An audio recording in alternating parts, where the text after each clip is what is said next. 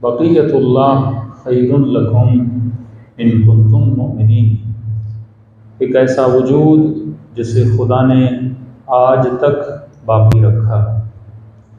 फरमाया ये तुम्हारे लिए बाइस खैर है, बाइस बरकत है, लेकिन शर्त यह है कि अगर तू मोमिन बन जाए। मतलब जब तक ताकत ईमान हमारे वजूद में नहीं आती तब तक इमाम ज़माना के वजूद से हम फ़ायदा नहीं ले सकते। 5 मिनट के लिए सोचिए कि कल इमाम का ज़हूर हो जाए, कितनी तैयारी है हमारे वजूद में कि हम बोल सकें कि इमाम ज़माना जैसा आपने चाहा था वैसे हम बने हुए हैं। हम ज़बानों से बहुत कहते हैं इमाम आ जाएं, इमाम आ जाएं, लेकिन सवाल यह है कि मौला आएंगे तो करेंगे क्या? क्या कोई मैजिक और जादू की छड़ी है इमाम के पास कि कोयटा में वो छड़ी घुमाएं और सारे लोग दीनदार बन जाएं? कौन सा काम है जो इमाम ज़माना करे?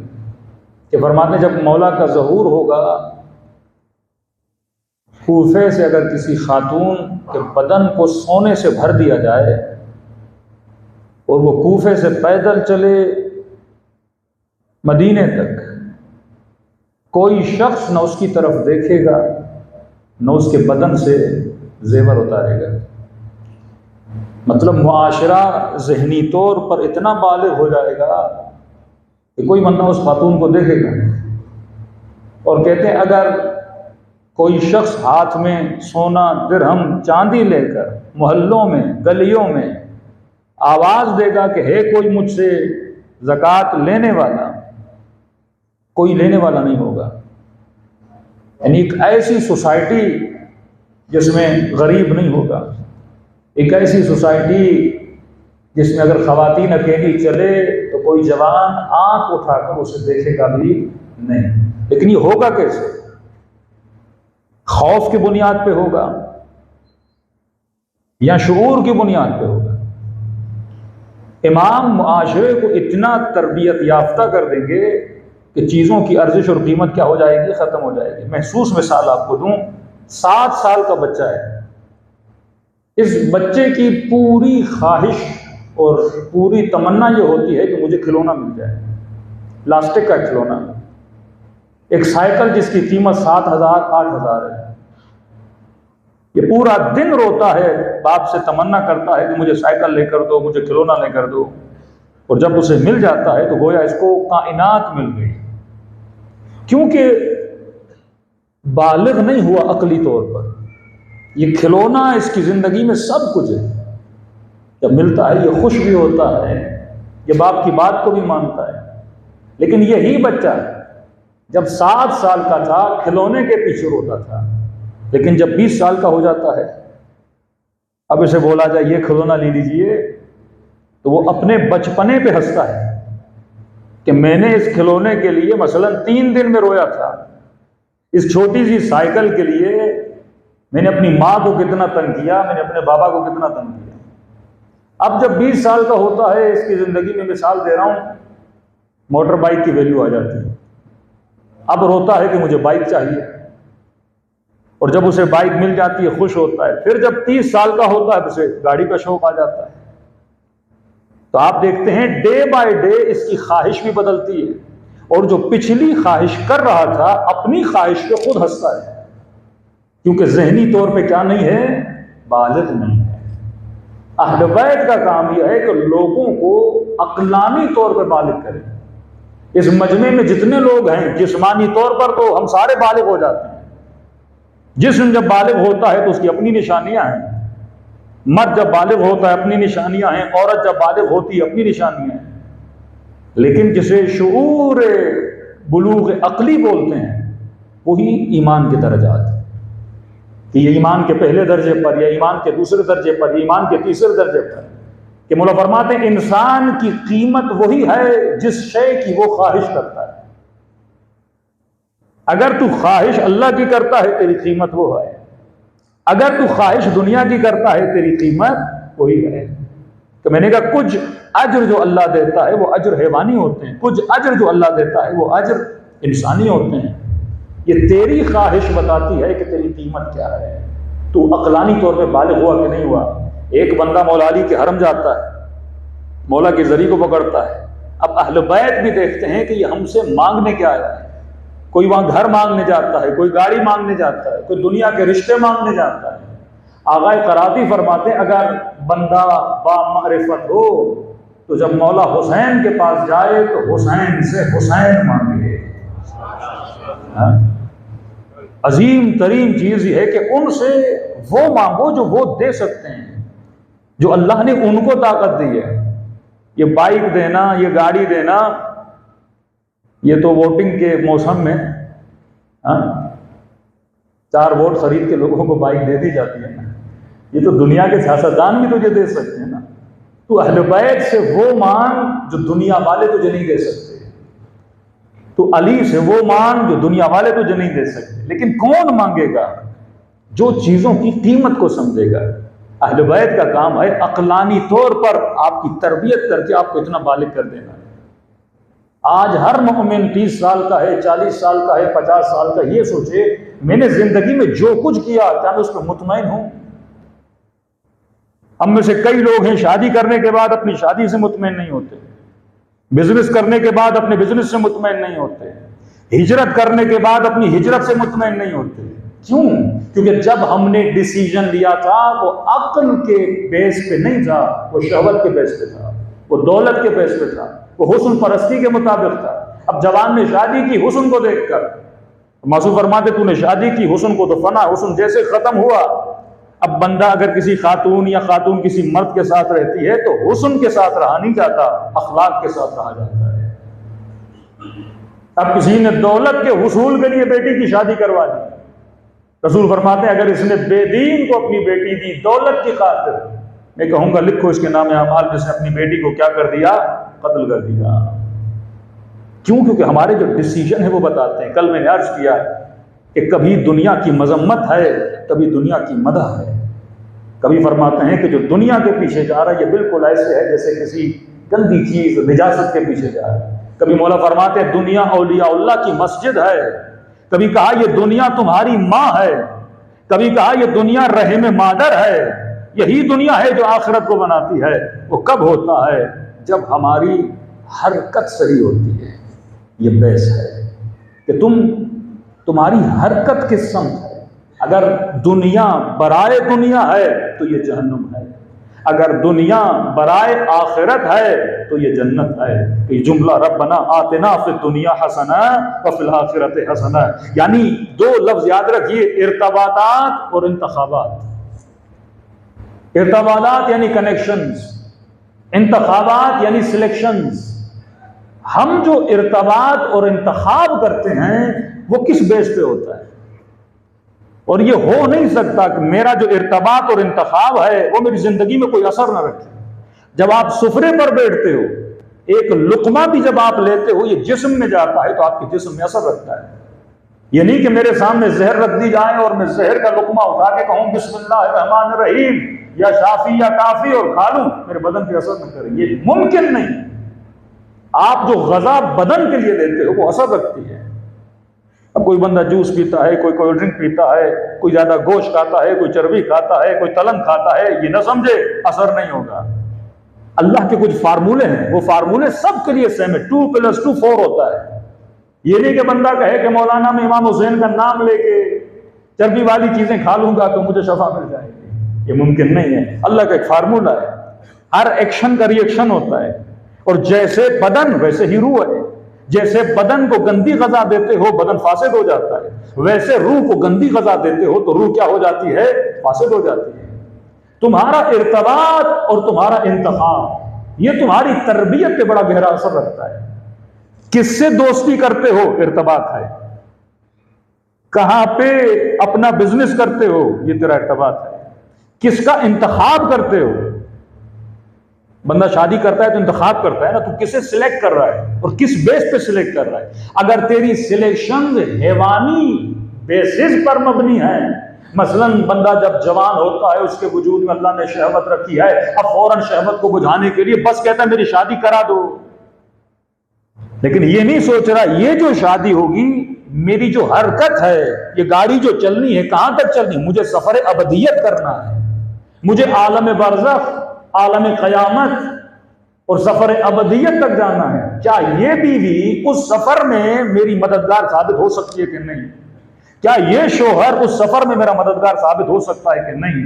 ये दोस्त जिसे मैं स्कूल में अपना दोस्त बनाता हूं, क्या उस सफर में मददगार साबित हो सकता है कि नहीं? क्या ये मजलिस उस सफर में मेरी मददगार साबित हो सकती है कि नहीं? हर शय जो हम जिंदगी में करते हैं, वो कपड़ों की सिलेक्शन हो, वो बुक्स की सिलेक्शन हो, वो स्कूल की सिलेक्शन हो, जिस भी शय का तू इंतखाब करता है या जिन लोगों के साथ तू इर्तबात बनाता है, वो तुम्हारे वजूद में क्या छोड़ते हैं? असर छोड़ते हैं। कोई भी राबता खुनसा नहीं होता। ये न समझना मैं फला से दोस्ती करूंगा, वो दोस्ती मेरे वजूद में असर नहीं डालेगी। जुमला जुमला तुम्हारे वजूद में असर डालता है। इवन ये मोबाइल जब खोलते हो, कौन सी वेबसाइट खोलनी है, कौन सी फिल्म देखनी है, कौन सा सीरियल देखना है, ये भी तुम्हारे वजूद में क्या करता है? असर करता है। जब बोलो तो ज़बान से सोचो, लफ्ज लफ्ज जो तुम्हारी ज़बान से अदा होता है, ये तुम्हारी बरज़ख को बनाता है, ये तुम्हारी क़यामत को बनाता है। सोच समझ के बात किया करो। कहीं किसी की ग़ीबत तो नहीं कर रहे, कहीं बगैर तहकीक के किसी पे तोहमत तो नहीं लगा रहे, कहीं किसी की ग़ीबत सुन तो नहीं रहे, कहीं पे बैठ के किसी पे चुगली तो नहीं मार रहे। कुरान कहता है वला तनाबज़ू बिल अल्क़ाब, कहीं किसी को गलत लक़ब तो नहीं दे रहे। भाई मैं 5 दोस्तों में बैठा हूं, वहां पे जोक बयान कर रहा हूं, वहां पे लतीफे बयान कर रहा हूं। यही लतीफे जो तुम जबान से बयान करते हो, ये भी तुम्हारे वजूद में क्या करते हैं? असर करते हैं। यानी इंसान जिंदगी में इतना मोहतात हो जाए कि मैं जिंदगी में जो बोलता हूं, जो करता हूं, जिसे भी सिलेक्ट करता हूं, उससे मेरी अबदियत या बनती है या अबदियत खराब होती है। जब जिंदगी इसी सोच पे चले तो तुम्हारी जिंदगी में स्पीड भी आती है। अब मौला फरमाते हैं जो दुनिया में बगैर सोचे समझे गाड़ी पे सवार हो जाए और अपनी जिंदगी बसर करे, फरमाते इसकी मिसाल कैंसर की तरह है। मफहूम में बयान कर रहा हूं। कैंसर किसे कहते हैं? आपकी बॉडी में एक दाना निकला, ठीक है, वो इंटरनल हो या एक्सटर्नल हो, इसे कैंसर का ट्यूमर बोल दें। एक दाना निकला है, कुछ खुशखीम होते हैं, कुछ बदखीम होते हैं। कुछ दाने एक्स्ट्रा ऑर्डिनरी बढ़ते नहीं हैं, कुछ बढ़ते हैं। कैसे बढ़ते हैं? आप खाना खाते हो, ये जो रोटी बदन में जाती है, इसके बजाय कि ये विटामिन और गोश्त मेरे बदन को ताकत दे, ये सारी एनर्जी उस दाने को ताकत देती है। यानी आप जो खाते हो वो सारा किसको लगता है? दाने को लगता है। वो दाना दिन ब दिन क्या होता जाता है? एक्स्ट्रा ऑर्डिनरी बड़ा होता जाता है। अब आदमी खाना खाए या न खाए, न खाए तो कमजोर हो जाए, पेट को खाने की जरूरत है, और जब खाता है तो बदन का सिस्टम इतना गलत हो जाता है, यानी इसकी जो हरकत है, इसकी जो रोटेशन है वो गलत हो जाती है। इसके बजाय कि ये आपके मुख्तलिफ ऑर्गन्स को विटामिन पहुंचाए, ये क्या करता है? सारी एनर्जी किसे पहुंचाता है? उस कैंसर के दाने को, जो ट्यूमर है, उसे पहुंचाता है, और दाना दिन ब दिन बड़ा होता जाता है। और वो दाना किसको नुकसान देता है? बदन को नुकसान देता है। आप खाना तो अच्छा खाते हो, यानी कि आप खाना बुरा खा रहे हो, वही रूटीन पे खा रहे हो, लेकिन वही खाना क्योंकि बदन का सिस्टम गलत हो गया है, वो आपको नुकसान देता है। बाज़ औक़ात इसी तरह हम नमाज पढ़ते हैं, हम रोजा रखते हैं, हम मजलिस में आते हैं, हम इबादतें करते हैं, लेकिन वो इबादतें इसके बजाय कि हमें फायदा दें, हमें क्या देती हैं? नुकसान देती हैं, क्योंकि हम सही सिमत में और सही रास्ते में चल नहीं होते। अब क़यामत के दिन आएंगे, परवरदिगारा मैंने इतनी मजलिसें सुनी, इतनी मजलिसें पढ़ी, परवरदिगारा मैंने इतनी नमाजें पढ़ी। अल्लाह की आवाज आएगी, तुमने नमाजें मेरे लिए नहीं पढ़ी थी। यानी तुम्हारा जो हदफ था वो हदफ गलत था, तुम्हारी जो हरकत थी वो हरकत गलत थी। मौला अली अरबी में एक मिसाल देते हैं, मौला फरमाते हैं बंदे की अगर स्पीड बहुत तेज हो लेकिन वो अगर सिरात मुस्तकीम पे न हो तो उतनी तेजी से अल्लाह से क्या हो जाएगा? दूर हो जाएगा। लेकिन बंदे की स्पीड कम हो लेकिन सिराते मुस्तकीम पर हो, बिल आखिर वो कहां पहुंचेगा? जहां उसे पहुंचना है। तभी फरमाया ज्यादा स्पीड लगाया ना करो, सोच समझ के चला करो कि तुम जिंदगी में जो भी डिसीजन लो, वो माल का, वो जॉब का, वो शादी का, वो दोस्ती का, वो घर बनाने का, वो किसी महफिल में जाने का, वो मोबाइल उठाते वक्त कोई ड्रामा देखने का, वो किसी सीरियल को देखने का, वो कपड़े का इंतखाब करने पर, कोई भी जिंदगी में काम करो, ये सोचो ये जो मैं कर रहा हूं इससे मेरी आखिरत बन रही है यहाँ बिगड़ रही है। सौदा तूने वो करना है जिससे तुम्हारी आखिरत बने, वो सौदा कभी भी न करना जिससे तुम्हारी आखिरत खराब हो जाए। मौला हुसैन को इतनी बार मौला को बोला गया कि आपको दुनिया चाहिए तो हम दुनिया देते हैं। हुसैन ने कहा मैं सर कटाने के लिए तैयार हूं लेकिन अपनी आखिरत को खराब करने के लिए तैयार नहीं हूं। सल्लल्लाहु अलैहि मोहम्मद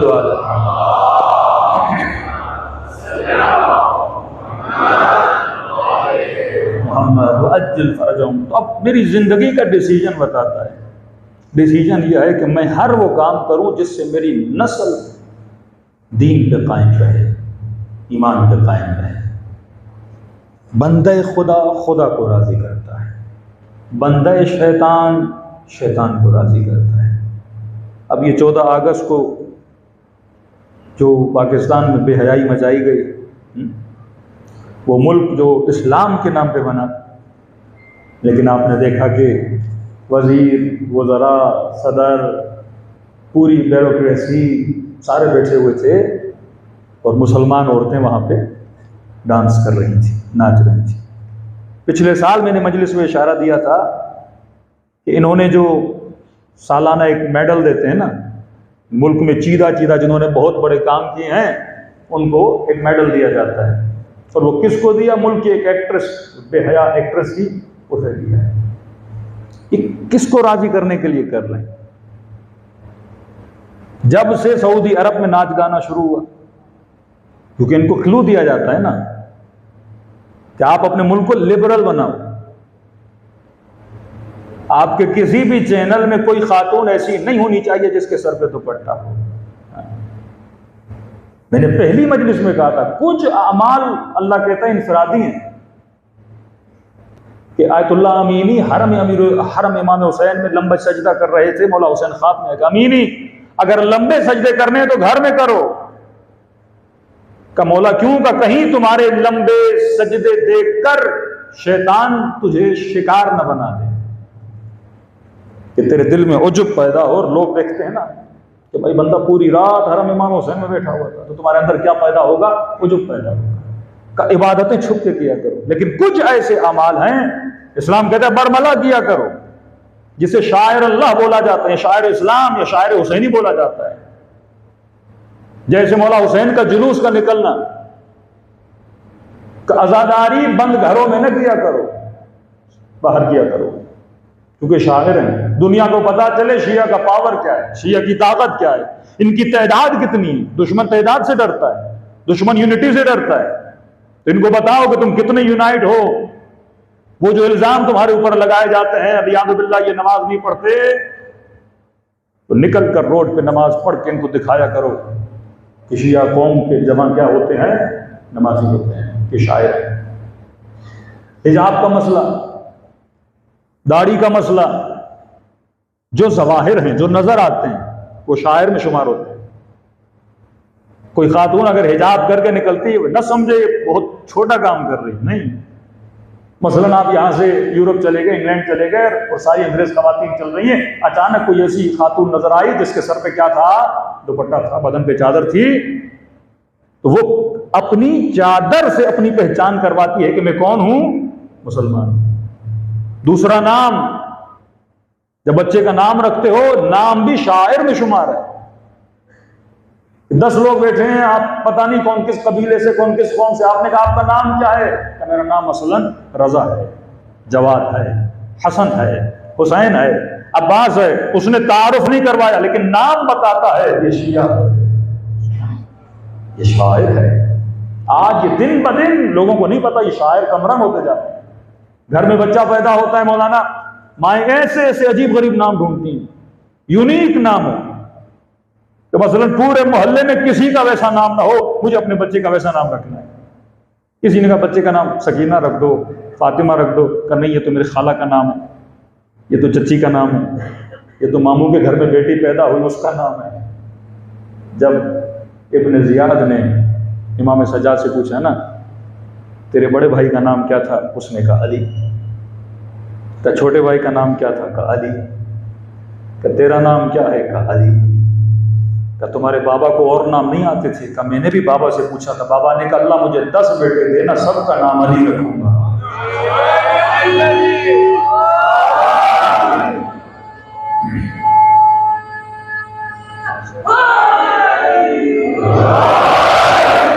नाम पहचान है तुम्हारी। अब ये कि पुप्पो का नाम वही है, खाला का नाम वही है, तो अगर 4 खालाओं का नाम वही है, तुम खाला बदलोगे क्या? नाम से क्या होता है? अब 2 खालाएं मसलन आ गई तो क्या वो नाम बदलते हो? कम इशारे से बंदा पहचाना जाता है। एक घर में 3 भी अली हो तो कोई मसला नहीं है, हर्ज नहीं, अच्छे नाम है। बंदा जितने रखे अहले बैत के नाम, ये शायर में शुमार होते हैं। दूसरा, खवातीन का हिजाब जो है ये भी शायर में है।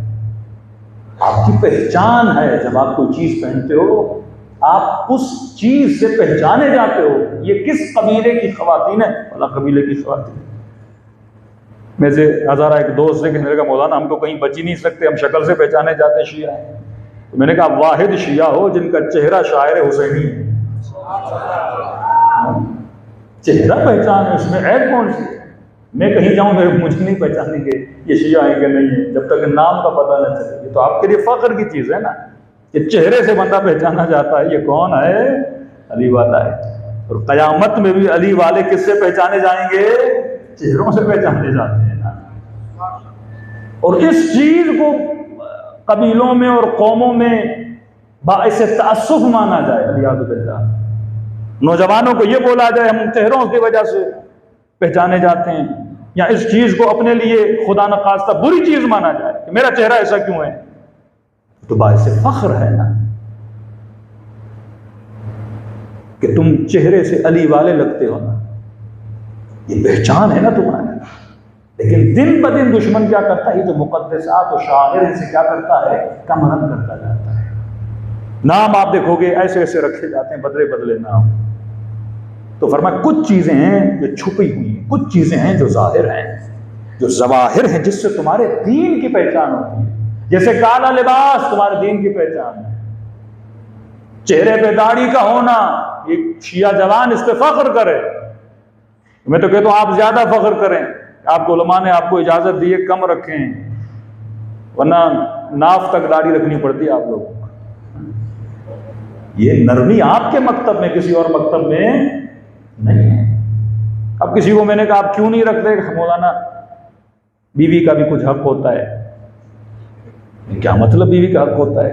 बीवी कहती है नहीं रखो, मुझे अच्छी नहीं लगती।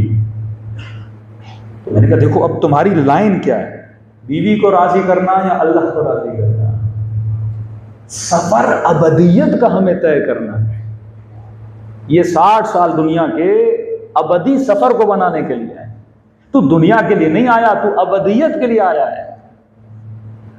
अब एक किस्सा आपको सुनाऊं अबदियत का, ताकि आप महसूस करें कि दुनिया जूद गुजर है और सारी लज्जतें खुदा ने मोमिन के लिए आखिरत में रखी हुई। हाँ, हम देखते हैं एक बंदा शहीद होता है ना, तो ज़ाहिर माँ दुखी होती है, बाप दुखी होता है, भाई दुखी होता है, एक सरपरस्त घर से चला जाता है, जो बाकी रह जाते हैं वो बहुत रोते हैं। लेकिन शहीद को जो मकाम वहां मिलता है ना, हदीस बहुत प्यारी है, फरमाते हैं अगर खुदा जन्नत की खुशबू दुनिया वालों को सुंघा ले तो सारे दुनिया वाले मर जाए। इतनी वो खुशबू स्ट्रॉन्ग है, मतलब जन्नत की खुशबू को बर्दाश्त न कर सके।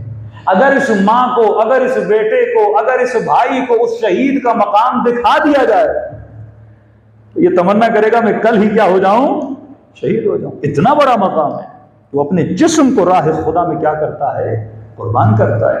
दूसरी चीज मासूम फरमाते हैं दुश्मन की भूल है, तो वो ये समझता है कि हम शियों को कत्ल करके शियों को क्या कर देंगे, खत्म कर देंगे। मेरे छठे इमाम इमाम जाफर सादिक अलैहिस्सलाम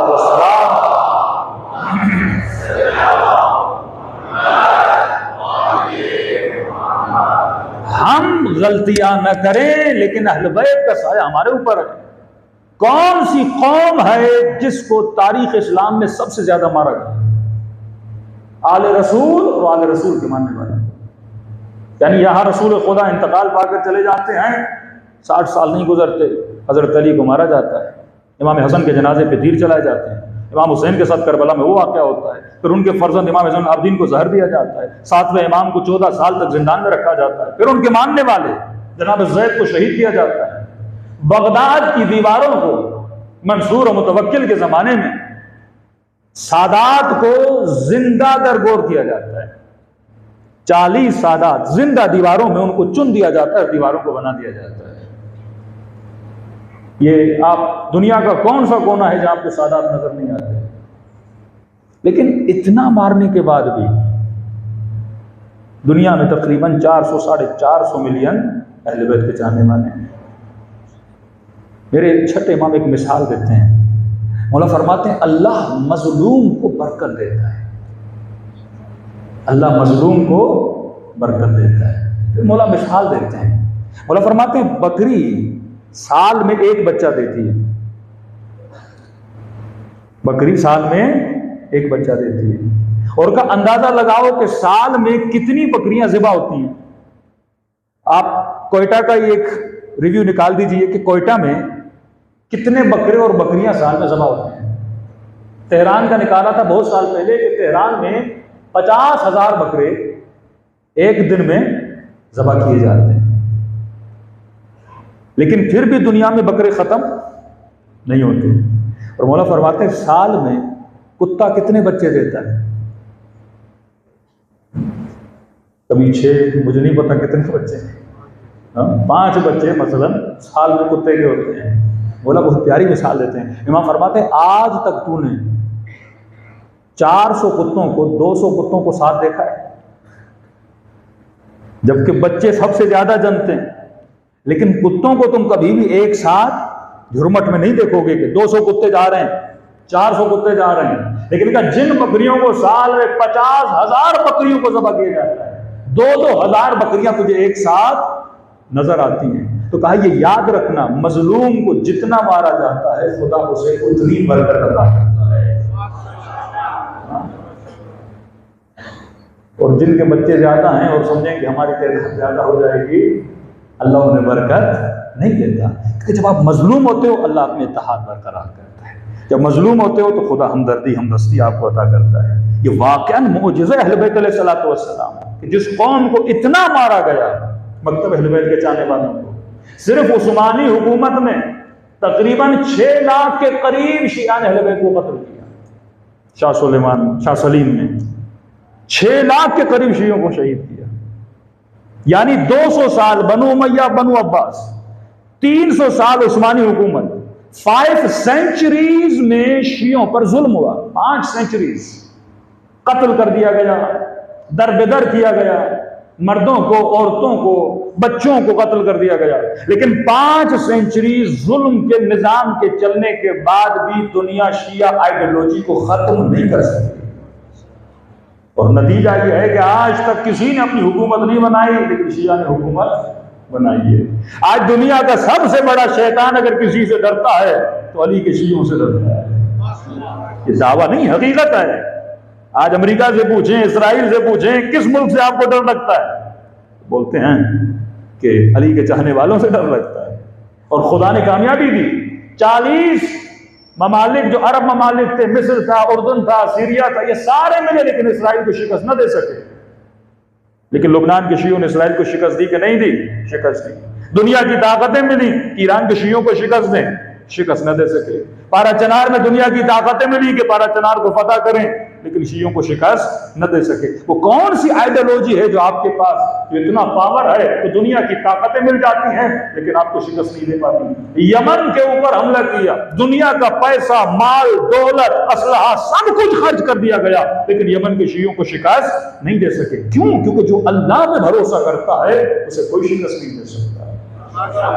जो शैतान पे भरोसा करे, जो असलहे पे भरोसा करे, जो माल पे भरोसा करे, जो माश पे भरोसा करे, उसे अल्लाह शिकस्त देता है। लेकिन जो खुदा पे भरोसा करे, इमाम खुमैनी का जुमला याद रखिए। इमाम खुमैनी फरमाते हैं जो कौम मरना सीख ले दुनिया की कोई ताकत उसे शिकस्त नहीं दे सकती। जो कौम मरना सीख ले, मूतू कब्ल अन तुमूतू, मरना सीखो इससे पहले कि तुझे मारा जाए। जो मौत का खौफ निकाल दे। और आखिर में खुमैनी बहुत बेहतरीन जुमला फरमाते हैं मौत तो एक लम्हा है ना, मौत एक लम्हा है। गोली से आए, बम से आए, बीमारी से आए, एक्सीडेंट से आए, मौत एक लम्हा है। जब रूह निकलती है ना, ये एक लम्हे का झटका है। आती है और जाती है। लेकिन फरमाया जिसने मौत का खौफ निकाल दिया, मौत तो वैसे ही आनी है और एक लम्हा आनी है, लेकिन जो मौत से डरता रहता है वो हर लम्हा डरता है। जो नहीं डरता वो एक लम्हा आएगा और मर जाएगा, लेकिन जो मौत से डरता है वो लम्हा लम्हा क्या होता है, मौत से, दर्द से, उसके डर से मरता रहता है। तो आज दुनिया की ताकत, ये सोचें आज वक्त के हुक्मरान जब अल्लाह को खुश न करें, शैतान को खुश करें। ये अमेरिका ने बाकायदा इनको बोला है, ये FATF के शराइत नौजवान निकालें और अपनी कौम में उर्दू में छाप के तकसीम करें। ये ग्रे लिस्ट से जो निकालने की कोशिश, भाई हमने सारी शराइत पूरी कर दी। अगर उन्होंने 27 शर्तें रखी थी, हमने कहा हम तुम्हारी 32 पूरी कर देते हैं। लेकिन ये शराइत थी क्या? आज तो किसी ने सोचा ये शराइत क्या है? वो फॉरेन फंडिंग है, दूसरी चीजें हैं, लेकिन उसमें वो सारी शराइत शामिल हैं कि तुम मुल्क को एक इस्लामी रियासत नहीं बनाओगे, इसको एक लिबरल रियासत बनाओगे। लिबरल रियासत में क्या है? इसमें डांस की इजाजत होगी, गाने की इजाजत होगी, बदहिजाबी की इजाजत होगी, मुजरे की इजाजत होगी। फिल्मों के अंदर जो तुम सेंसर बोर्ड लगाते हो, बेहयाई को रोकने के लिए माशरे में बेहयाई को फैलाओगे, ताकि आहिस्ता आहिस्ता, क्योंकि तुम्हारी कौम जो पाकिस्तानी कौम है स्पेशली, ये ज्यादा इस्लाम को पसंद करती है। अब देखिए आपके हुक्मरान, कौन सा हुक्मरान कामयाब होता है तो इस्लाम का नारा बुलंद करता है, अवाम उसी के पीछे लगती है। ये टीवी पे जितनी लिबरल सोच बैठी हुई है, यानी ये पाकिस्तान में आटे के नमक के बराबर नहीं है, लेकिन यही नमक पूरे पाकिस्तान को कंट्रोल कर रहा है, मुल्क में बेहयाई को फैला रहा है। किसको खुश करने के लिए? अपने आकाओं को खुश करने के लिए। और जब आका को खुश करते हो तो इस मुल्क में बदबख्तियां भी आती हैं, इस मुल्क में लोगों को जहमतें भी उठाना पड़ती हैं, लेकिन जो कौमें अपने दीन और ईमान को बचाती हैं, खुदा दुनिया में भी इज्जत अता करता है, आखिरत में भी शुरू करता है। सल्लल्लाहु अलैहि मोहम्मद व आले मोहम्मद।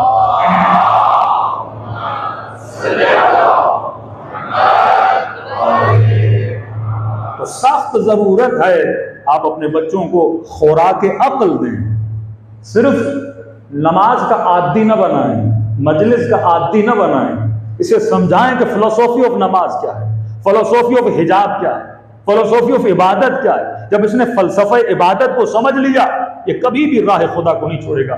बच्चों को इंश्योर करिए कि दुनिया में कहीं भी चला जाए, इसकी बुनियाद इतनी मजबूत हो कि कभी भी अपने दीन और ईमान को तर्क न करे।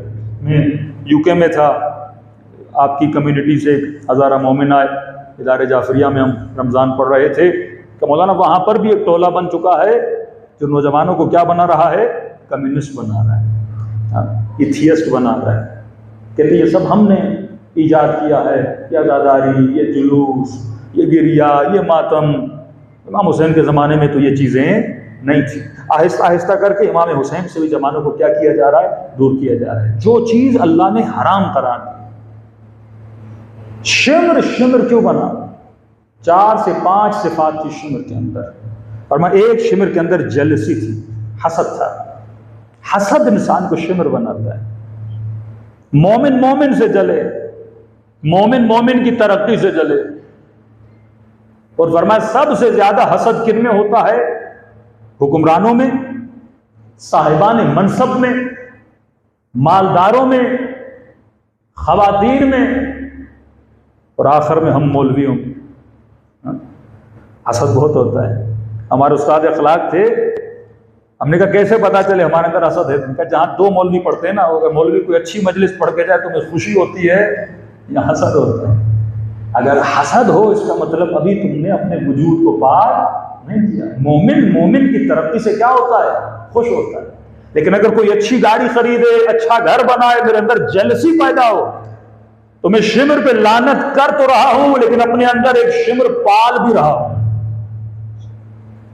ये वो था कि वो शिम्र अपने उरूज पे पहुंच चुका था, मेरा शिम्र शायद बहुत छोटा हो, कि वही सरातान, वही कैंसर का ट्यूमर है जो बाय टाइम क्या होता है, बड़ा होता है, और मेरे ईमान को क्या करता है, तबाह बर्बाद कर देता है। एक तो जेलस था, तो वो कैसे का? ये इब्ने साद से बड़ा जलता था कि इसे बड़ा मकाम में मिल जाए। उसे कव्वाला दिया गया कि जाओ हुसैन को कत्ल करो, लश्कर यजीद में और एक हुकूमत मिलेगी। का इन्होंने पहले प्लानिंग कर रहे थे इमाम हुसैन को कैसे रोका जाए। तो इब्ने साद ने कहा कि हम रास्ता रोकते हैं और हुसैन अपने अली को यमन की तरफ भेज देते हैं। शिमर ने कहा नहीं, यमन क्यों?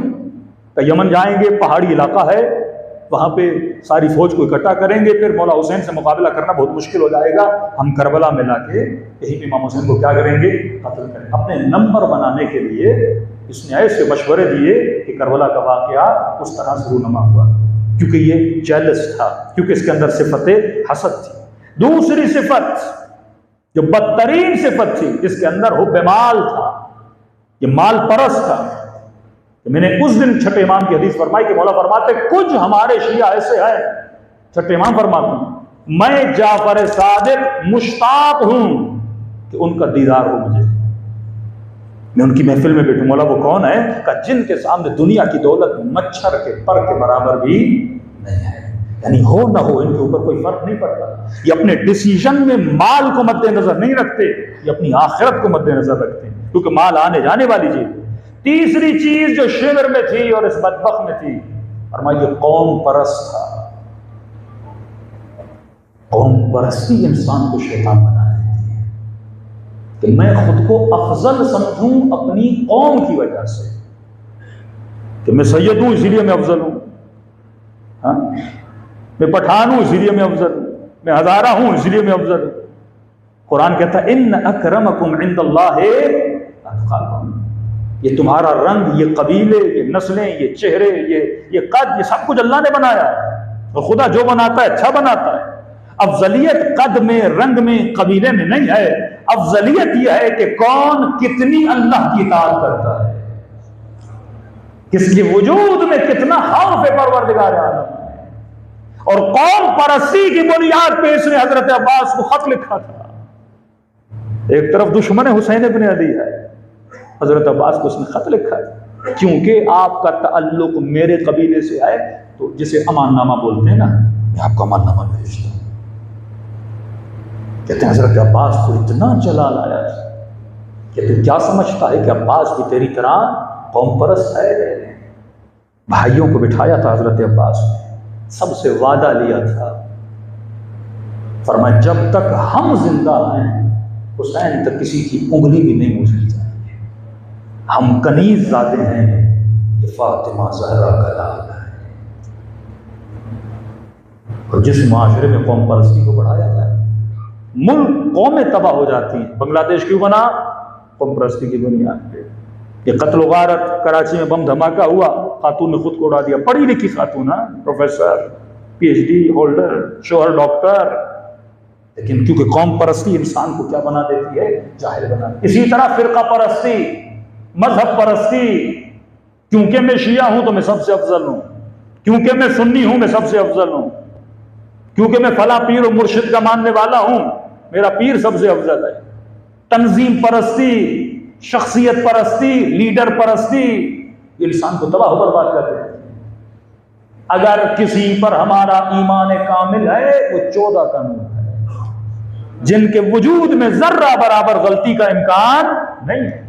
बाकी दुनिया में जितने वजूद हैं ये वजूद गलती कर सकते हैं। तो जहां ये सिफत इंसान के वजूद में आ जाए, और जिन जिन नौजवानों को कौम परस्त बनाया गया वो सारे कम्युनिस्ट बन गए। तो कौम परस्त खुदा परस्त नहीं बन सकता, कौम परस्त इमाम अली का मानने वाला नहीं हो सकता, कौम परस्त अल्लाह के हुकूक को अदा नहीं कर सकता। फिर उसमें नस्ली इख्तिलाफ पैदा होता है और दुनिया के दुश्मन बन जाते हैं। अहले बैत की जिंदगी को देखें, अगर कौम परस्ती बुनियाद होती तो अहले बैत के जितने इमाम थे वो सारी शादियां सैयदों से करते। मौला अली की शादी जनाब फातिमा से हुई, एक नस्ल चलनी थी। मौला हसन और हुसैन की शादी ईरानी नस्ली जनाब बीबी शहरबानी से। चौथे इमाम की शादी कहते हैं मुख्तलिफ रिवायात में इख्तलाफ है, इस इलाके से, जिस खत्ते में हम रहते हैं, इस खत्ते से शादी हुई। इमाम मोहम्मद, कई इमामों ने कनीज़ों से शादियां की, यानी वो औरतें जिनको खरीदा गया बाद में आज़ाद करके अहले बैत ने शादी की। 11वें इमाम की शादी रोमन से एक खातून को बुलाया जाता है। तो ये भी एक कौम परस्ती का अंसुर है कि हम कौम से बाहर शादियां ना करें, कि मैं खुद को बाउंड रखूं अपनी कौम के अंदर। अहले बैत फरमाते नहीं, अगर कौम परस्ती को खत्म करना है तो तुम्हें दूसरी कौमों में क्या होना है? इन्वॉल्व होना है। रिश्ता जब आए तो ये न देखो ये किस कौम से है, ये देखो साहिब ईमान भी है। इसके वजूद में अखलाक अली इब्न अबी तालिब है कि नहीं है, इसके वजूद में अखलाक सैयदा ज़ैनब सलामुल्लाह अलैहा है कि नहीं। मोहब्बतें कैसे बढ़ेंगी? जब हम भूलेंगे मिलेंगे। तो यही अहले बैत का वतीरा था, यही रसूल खुदा का वतीरा था, यही मौला अली का वतीरा था, और तभी अहले बैत ने अपनी मोहब्बत को बढ़ाया। आज ईरानी कहते हैं ना फख्र से कि इमाम हुसैन की मसलन ज़ौजा बीबी शहरबानो कौन थी? कौम का एक असर तो पड़ता है ना, आदमी के अंदर क्या पैदा होता है? खिंचाव पैदा होता है। भाई फला कौम का शख्स हमारा दामाद है, खिंचाव पैदा होता है, मोहब्बतें पैदा होती हैं और उठना बैठना होता है। इससे मुख्तलिफ सकाफतें मिलती हैं, आपस में उठना बैठना मिलता है और आपस में मोहब्बतें घुल जाती हैं। और अली वालों के लिए अगर मोहब्बत और रिश्ते का मेयार है वो विलायत अली इब्न अबी तालिब है। सल्लल्लाहु अलैहि मोहम्मद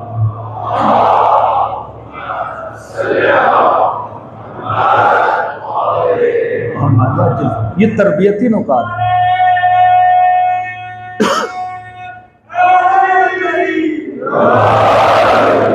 मतलब मैं इंतखाब किस बुनियाद पे कर रहा हूं?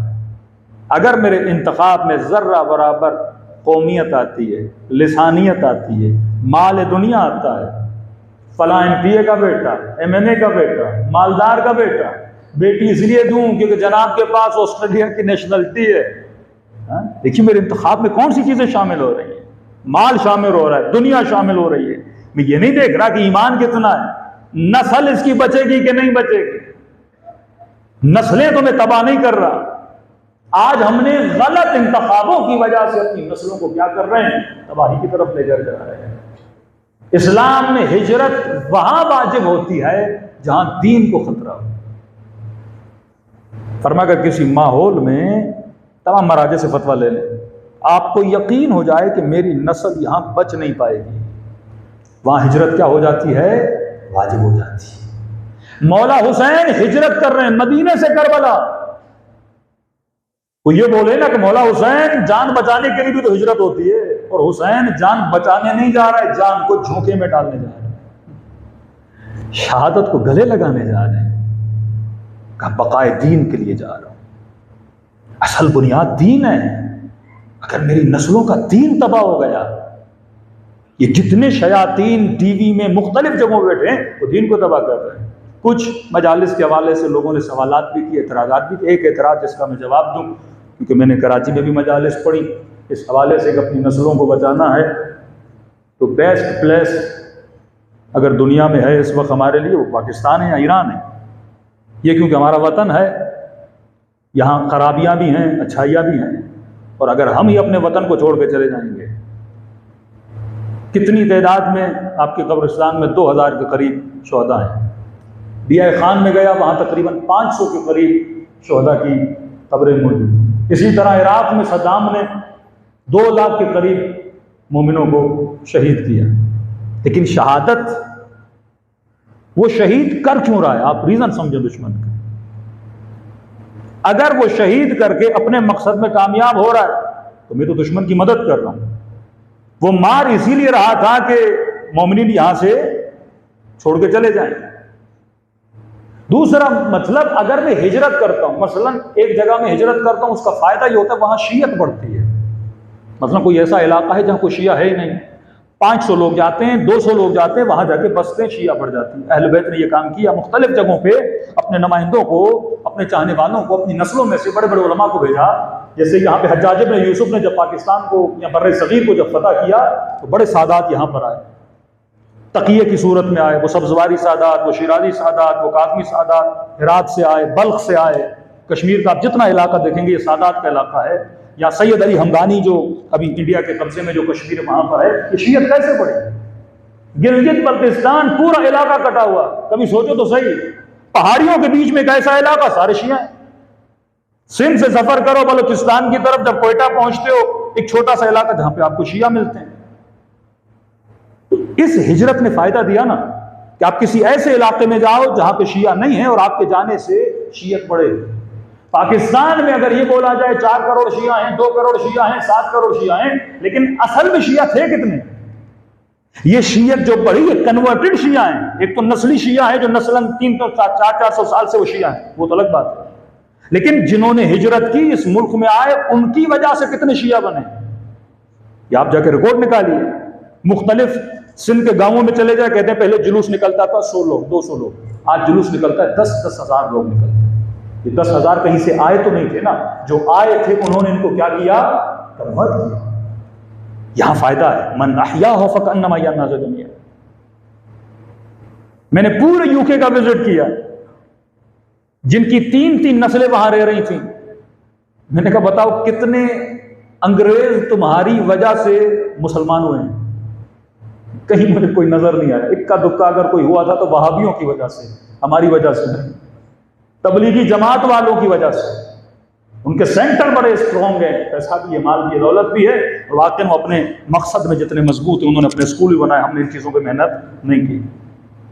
तो मैंने कहा तुम्हें कोई 1960 में गया, कोई वर्ल्ड सेकंड वॉर में ब्रेडफर्ड में हमारे लोग चले गए, फौजी थे, रिटायर हुए, अंग्रेजों ने मंगवाया, वहाँ पे वो कोयले की कानें थी, उनको संभालने के लिए वहाँ गए, उन सालों में वहाँ पर गए, उसकी तीसरी नस्ल वहाँ। मैंने कितने अंग्रेजों को तुमने शिया बनाया? तो मौलाना ये तो नहीं पता कितने अंग्रेजों को हमने बनाया, लेकिन ये बता सकता हूँ हम में से कितने अंग्रेज बन गए। मतलब हम बैकवर्ड पे जा रहे हैं। इसके बजाय कि हम दो चीजें हैं ना, या असर लेते हो या असर देते हो। अगर तुम्हारे अंदर असर देने की सलाहियत है तो तुम्हारा वजूद इब्राहिम का वजूद है। हजरत इब्राहिम एक मुशरिक कम्युनिटी में रहते थे, लेकिन असर इतना था, बुतों को तोड़ा, कदम इतने मजबूत, सुबात कदम ही है, तो उस सोसाइटी में रहकर उन्होंने खुदा परस्ती और तौहीद को बढ़ावा दिया।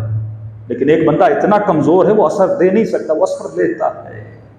अगर तू असर ले रहा है, वहां पे तेरा वजूद कोई फायदा नहीं कर रहा। और ये बोला जा नहीं मौलाना डे बाय डे मुसलमान, हम 9/11 से पहले अमेरिका में बड़ी तेजी से इस्लाम बढ़ रहा था। वहां पे शिया भी काम कर रहे थे, स्पेशली अहमद दीदत जो दुनिया से चले गए, जिनसे इंस्पायर होकर जाकिर नाइक बना। उन्होंने बड़े क्रिश्चियंस को मुसलमान बनाया। अफ्रीका में उन्होंने बड़े क्रिश्चियंस को, गाँव के गाँवों को उन्होंने क्या बना दिया, मुसलमान बना दिया। हमारे शिया खोजा जो अफ्रीका में गए, कीनिया में गए, तंजानिया में गए, मडागास्कर में गए, उन्होंने वहां पे बड़ी शियत बढ़ाई। ऐसे ऐसे गांव जहां पे आप रास्ते से जा नहीं सकते, हेलीकॉप्टर पे जाना पड़ता है। जंगल के बीच में गांव है जहां पे अफ्रीकी, जो अफ्रीका के रहने वाले हैं, जिनकी मदर टंग सुहेली बोलते हैं वो लोग, यानी जंगल के बीच में अफ्रीकी इमाम हुसैन का जुलूस निकालते हैं। आपको खुशी होगी, वहां पे शियों ने जाके काम किया। गुर्बत थी, गुर्बत को मिटाया, उसके आहिस्ता आहिस्ता उन पे तबलीग की, मदरसे बनाए उनके लिए। नतीजा ये कि नाइजीरिया से आयतुल्लाह ज़क़ज़की ईरान आते हैं, ईरान में तालीम दीन हासिल करते हैं और असर लेते हैं, और जब नाइजीरिया वापस जाते हैं मोर देन 10 मिलियन लोगों को शिया बनाते हैं। ये असर है ना, नस्ल साजी कर रहा है। लेकिन अगर मैं हिजरत करके, दुश्मन का मकसद ये था कि इनको मारो, गोलियां मारो, ताकि ये कोयटा छोड़ के चले जाएं, और यहाँ से 50,000 60,000 की तादाद में लोग हिजरत करके ऑस्ट्रेलिया चले जाएं, यूरोप चले जाएं, वहाँ नस्लें नहीं बचती आपकी। बहुत मुश्किल, आप 1-2 नस्ल बचाओ, लेकिन नस्लें तबाह बर्बाद हो जाती हैं, क्योंकि आप वहाँ पे असर पजीर हैं, असर देने वाले नहीं हैं, उनसे असर ले रहे हैं, क्योंकि सिस्टम इतना मजबूत है। हॉलैंड के एक मोमिन थे, कहने लगे मौलाना इनकी मीटिंग हुई, और मीटिंग में ये हुआ कि भाई हम इनको नेशनलिटी भी दे रहे हैं, ये कमाते भी यहाँ हैं, और फिर सारा पैसा कहाँ भेज देते हैं, पाकिस्तान भेजते हैं। ये तो हमारा नुकसान है, यानी हमारा खाएं और सारा पैसा जमा करके कहाँ भेज रहे हैं, अपने मुल्कों में भेज रहे हैं। उस बंदे ने कहा तुझे घबराने की जरूरत नहीं है, इनके वालिदैन को भेजने दो, कोई बड़ी बात नहीं है, इनके बच्चे तो हमारे हैं ना। ये बाप दादा, जो पहली नस्ल यहाँ से कोयटा से जो जाता है वो बड़ा दीनदार होता है, जो पाकिस्तान से जाता है ना, क्योंकि वो यहाँ पे उसकी परवरिश हुई है ना, इर्क दीनी जिसे बोलते हैं, दीनी जज्बा उसके अंदर है, वो तो चाहता है मेरे बच्चे पक्के मुसलमान बने। लेकिन जो वहाँ पे पैदा होते हैं वो दीन थोड़ा धीमा हो जाता है, कम रंग हो जाता है। वो कहते हैं हम इन पे काम नहीं करें, इन्हें कमाने दो, दिन रात मेहनत करने दो, ये पैसे पाकिस्तान भेजेंगे, जब ये मर जाएंगे, इनके बच्चे बड़े होंगे, वो तो कभी पाकिस्तान जाएंगे नहीं, बाप ने जो बनाया है वहाँ बेच के वापस फिर हमारे मुल्कों में ला के रख देंगे। दुश्मन की प्लानिंग बड़ी मजबूत है। लेकिन किसी मोमिन ने सवालात किए कि मौलाना आप पाकिस्तान की बड़ी अच्छाइयाँ और नेकियाँ गिनवा रहे हैं, हम कुछ बुराइयाँ आपको गिनवा देते हैं। मैंने कहा बोलिए। कि हमारे मुल्क में रिश्वत है, वहाँ नहीं है। हमारे मुल्क में लोग मक्कार हैं, झूठे हैं, वहां बड़े सच्चार हैं, सच्चे हैं। हमारे मुल्क में एजुकेशन लेवल बहुत कम है, वहां बहुत अच्छा है। हमारे मुल्क में हेल्थ सिस्टम नहीं है, वहां पे हर बंदा फ्री में हेल्थ सिस्टम है।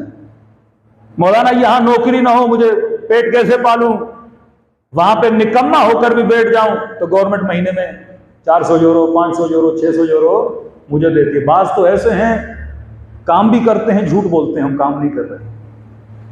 और अंग्रेजों के तो 1-2 बच्चे होते हैं, पाकिस्तानियों के 6-6 बच्चे, काम भी नहीं कर रहे, बच्चे भी घर में बैठे हुए हैं, तो फ्री में उनको महीने में पाकिस्तानी 6-6-7 लाख झूठ बोल के बाद लोग वहां पैसे भी लेते हैं। कहा मौलाना हम पाकिस्तान क्यों आए? आप कहते हैं तरबियत तरबियत तरबियत, झूठ भी है, रिश्वत भी है, मक्कारी भी है, हुक्मरान भी फासिक हैं, फाजिर हैं। यहाँ तो ये सारी चीज़ें अच्छी हैं, अंग्रेज ने तो आज तक झूठ नहीं बोला। हाँ, हमने उन्हें बोलना ज़रूर सिखाया है, वो नहीं बोलते, वो करप्शन नहीं करते, सिस्टम बिल्कुल यहाँ पे सेट है, हेल्थ का सिस्टम सही है। पाकिस्तान में इतनी लोड शेडिंग है, वहाँ लोड शेडिंग नहीं है। मैंने कहा हर माशरे में खूबियाँ और बुराइयाँ होती हैं। अगर वहाँ की बुराइयाँ फिर हम गिनवाना शुरू कर दें, लाखों बुराइयाँ हैं। यहाँ 10 घर हैं, लेकिन सुबह जब कोयटा में होती है तो हर घर तक अजान की आवाज़ जाती है। हाँ, एक रोड पे 4-4 इमाम बारगाह है। यहाँ बच्चों को मजलिसों में बुलाने के लिए मिन्नतें नहीं करनी पड़ती, खुद जवान हुसैन के नाम की तरफ खिंचा हुआ आता है। नेगेटिविटी है तो पॉजिटिविटी भी है, लेकिन इन बहस में नहीं पड़ता। 2 बेसिक चीजें तमाम तर बुराइयों के बावजूद आपकी सोसाइटी में आए जो उस सोसाइटी में नहीं है। खूबियां हैं, सब कुछ है, पासपोर्ट की वैल्यू है, अर्निंग बहुत अच्छी है। इस्लाम कहता है कमाने के लिए जाओ, अल्लाह रोकता नहीं है। सऊदी अरब जाओ, खरूजी ममालिक जाओ, पढ़ाई के लिए जाओ, वलौ सीन भी जाना पड़े तो इल्म हासिल करने के लिए जाओ, कोई नहीं रोकता। हायर एजुकेशन के लिए जाओ, डॉक्टर बनने जाओ, इंजीनियर बनने जाओ, लेकिन हुनर हासिल करके माल कमा के वापस अपने मुल्कों में आओ। क्या फ़ायदा ऐसे माल का कि बंदे का बाप मर जाए और कहे मौलाना अभी तक पासपोर्ट नहीं मिला, मैं बाप के जनाजे पे नहीं जा सकता। माँ बूढ़ी हो जाए, बीमार हो, जिस माँ के कदमों में अल्लाह ने जन्नत रखी तो उसकी खिदमत से महरूम हो जाए। ये रवाबित हैं जो तुम्हारी आखिरत को बनाते हैं। 2 चीज़ें इस माशरे में। कुरान की आयत पढ़ूंगा, आवाज़ आई इन्नमा वलियुकुमुल्लाह व रसूलुहु। हर मुसलमान पे 2 विलायतें वाजिब हैं, अल्लाह की विलायत, रसूल की विलायत। मतलब जो अल्लाह कहे तुम्हें जिंदगी दायरे विलायत में गुजारनी है, बदन, सिंगार, सिलेक्शन, इंतखाब, रवाबित वही बनाने हैं जिसकी इजाजत परवरदिगार आदम दे। अल्लाह की विलायत में रहना है। दूसरी विलायत उसके रसूल की विलायत, जो अल्लाह कहे वो वाजिब, जो रसूल कहे वो वाजिब। तीसरी विलायत तुम्हारे ऊपर उसकी वाजिब है जो हालत रुकू में ज़कात देता हुआ नजर आता है। यहाँ कुरान की दूसरी आयत अतीउल्लाह व अतीउर रसूल व उलिल अम्र मिनकुम, अल्लाह की इताअत, रसूल की इताअत, और जो तुम में से उलिल अम्र है। चौथी विलायत भी तुम्हारे ऊपर एक वाजिब है, अल्लाह की विलायत वाजिब, रसूल की विलायत वाजिब, अहले बैत अलैहिस्सलातु वस्सलाम की विलायत वाजिब। चौथी विलायत वाजिब है जो विलायत इन 3 विलायतों से छोटी विलायत है, वो है बाप की विलायत औलाद पर, मां की विलायत औलाद पर। अगर बाप किसी सफर पे जाने से मना करे, अगर तुम उस सफर पे जाते हो वो सफर सफर हराम है, सफर हलाल में नमाज कसर है। मसलन वालिद ने मना किया बेटा कराची ना जाओ, लेकिन आपने वालिद को नाराज करके कराची चले गए। अल्लाह कहता है सफर में मैंने सहूलत रखी है कि 4 रकत को 2 रकत पढ़ो, लेकिन अगर सफर सफर हराम है 4 की 4 पढ़ोगे, मेरी सहूलत माफ नहीं है, क्योंकि तूने सफर क्या किया है, हराम का किया है। यहां से बंदा कराची जाए खुदा न खासा चर्च लेने, सफर हराम है ना, और कहे नमाज भी मैं पढ़ूं, उसकी नमाज क्या हो जाएगी, आधी नहीं होगी। नमाज क्या करेगा, पूरी पढ़ेगा। या किसी बगल में जाए कोई गंदा काम करने, किसी नामहरम से मिलने, किसी सफर में चला जाए, नमाज पूरी पढ़नी पड़ेगी। अल्लाह की जो छुट्टी है उसमें देता है कि 4-2 हो जाए, वो माफी नहीं है। बाप की विलायत वाजिब है। माँ की विलायत वाजिब है। अब बाप और माँ में किसकी विलायत मुकद्दम है? बाप की विलायत। मतलब माँ कुछ कहे बाप कुछ कहे, किसकी सुननी है? बाप की सुननी है, क्योंकि माँ किसकी विलायत के नीचे है? बाप की विलायत के नीचे है। अब एक विलायत औरतों के लिए, मर्दों के लिए नहीं है, वो है शोहर की विलायत। जब इसका निकाह किसी मर्द के साथ होता है, ये बाप की विलायत से एग्जिट होती है और शोहर की विलायत में इंटर हो जाती है। अब अगर शोहर कहे कि आपको बाप के घर नहीं जाना, हो सकता है वो जुल्म भी करे, लेकिन उसकी बात इस पर क्या हो जाती है? वाजिब हो जाती है, क्योंकि अब नफका शोहर पर है, बाप के नफके से निकल कर किसके इख्तियार में आ गई है? मर्द के इख्तियार में आ गई है। ये दो विलायतें वेस्टर्न ममालिक में खत्म हो जाती है। वहां अगर किसी की विलायत है, वो वक्त के हाकिम की विलायत है। इंग्लैंड में विलायत है मलका एलिजाबेथ की, वहां विलायत बाप की नहीं। यहां मुआशरा कितना भी बुरा हो, लेकिन बाप का अपनी बेटी पर इख्तियार है। मुआशरा कितना भी फासिक हो, लेकिन आप अपने बेटे को, अपनी बेटी को घर में बिठा सकते हो। मसलन बेटी के बाबा यूनिवर्सिटी जाना है, बाप का नहीं, आपको नहीं पढ़ाना चाहता। मिसाल दे रहा हूं एक छोटी सी, वो बेटी को बिठा सकता है, बेटे को बिठा सकता है, आपका इख्तियार है। आपका इख्तियार आपकी बीवी पर है। यहां की खातून इतनी जरूरत नहीं करेगी कोई ऐसा कदम उठाए मुआशरे में, उठाएगी तो सोसाइटी उसे टोकेगी, यहां आपका इख्तियार है। लेकिन वहां बच्चा जब स्कूल में जाता है, उसे टीचर पहली चीज ये सिखाती है, अगर बाप कान खिंचाई भी करे ना तो हमें बता देना, क्योंकि तेरे ऊपर तेरे बाप का इख्तियार नहीं है, तेरे ऊपर हमारा इख्तियार है। वहां ये विलायत खत्म हो जाती है। बीवी ने शोहर पे केस डाल दिया कि मेरे शोहर ने मेरे साथ ज्यादती की है, शोहर ने मेरे साथ ज्यादती की है, और पुलिस ने उसे कहा कि आज के बाद घर नहीं जाओगे, 14 माइल अपनी बीवी से दूर रहोगे। बच्चे अगर चाहें तो अपने इख्तियार से जो करना चाहें, आप कुछ नहीं कर सकते। एक खौफ में मुब्तला होते हैं। 14 साल तक, 12 साल तक की औलादें आपके कंट्रोल में होती हैं, उसके बाद निज़ाम उनके हाथ में होता है। अब समझो कि इमाम ज़माना जब हुकूमत नाफिज करेंगे, उसमें कौन सा निज़ाम होगा? निज़ाम इलाही नाफिज होगा।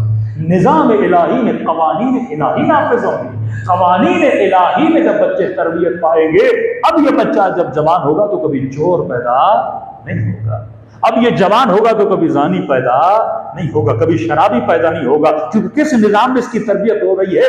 निज़ाम विलायत में। हमारा निज़ाम आज मिक्स हो चुका है। मैं मजलिस आता हूं, ये निज़ाम विलायत अहले बैत है। घर जाता हूं, जो टीवी लगी हुई है, उस टीवी पे मेरा बच्चा जो देख रहा है वो निज़ाम विलायत नहीं है। मेरे बच्चे को मोबाइल लेकर दिया, लेकिन इसे ये नहीं बताया कि बेटा मोबाइल को यूज कैसे करना है। मैंने घर में टीवी लगाई, लेकिन अपनी बीवी को ये नहीं समझाया कि कौन सी चीज देखनी है, कौन सी चीज नहीं देखनी। मैं जब बिजी हो जाता हूं, मेरा छोटा बच्चा मुझे तंग करने लगता है, तो मैं उसको दूर करने के लिए टीवी पे बिठाता हूं, मोबाइल पे बिठाता हूं कि बेटा माँ बाप को तंग न करो, हम 1 घंटा बिजी हैं या मैं किसी मीटिंग में हूं, ये ले मोबाइल और घंटा तू गेम खेल, घंटा बैठ के टीवी देख। लेकिन ये नहीं बता ये 1 घंटा इसके जहन में, इसकी रूह क्या कर रहा हूं? तबाह बर्बाद कर रहा हूं। तो एक एक मिनट तुम्हारी जिंदगी में असरअंदाज होता है। अगर जिंदगी का लम्हा लम्हा ऐसे गुजारा जैसे अहले बैत ने कहा, तो बच्चे ऐसे बनेंगे जैसे अहले बैत के बच्चे थे, जैसे करबला के बच्चे थे, जैसे मुतहरी थे, जैसे खुमैनी थे, जैसे बहजत थे, जैसे आयतुल्लाह मुस्तफ़ा थे, ऐसे तुम्हारे बच्चे बनेंगे। लेकिन अगर औलाद की सही तरबियत नहीं करोगे तो औलादें फिर सलमान रुश्दी बन जाती हैं। वो भी तो एक मुसलमान ज़्यादा था, लेकिन जिसने अपने नबी की तौहीन खुद की, किसी अंग्रेज ने नहीं की। ये रास्ता तौहीन का किसने दिखाया?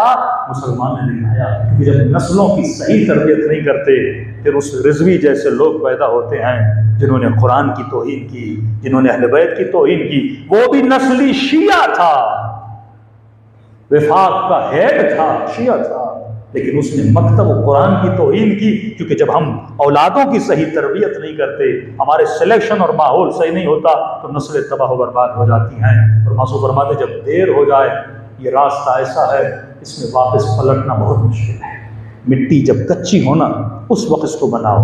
दरख्त का पौधा छोटा होना तब खींच के निकालो तो जड़ से निकल आता है, लेकिन जब दरख्त बड़ा हो जाए ना, बड़ी कोशिशें भी करो, बड़ी मशीनें भी लाओ, इस तनुमंद दरख्त को जड़ से उखाड़ नहीं सकते, इसे काटना पड़ता है। जब मिट्टी मजबूत हो जाए ना, इसे शक्ल नहीं दे सकते, इसे तोड़ना पड़ता है। फरमाइए तुम्हारे बच्चे सफेद कागज की तरह है, बचपन में जो लिखोगे वैसे बनेंगे, जैसा सांचा बनाओगे वैसी तरबियत होगी। लेकिन अगर तुमने इनका बचपना खराब कर दिया तो फिर अहले बैत से दुआओं की तवक्को न रखना कि मौला कोई मोजज़ा कर दो, मेरा बेटा ठीक हो जाए। सल्लल्लाहु अलैहि मोहम्मद व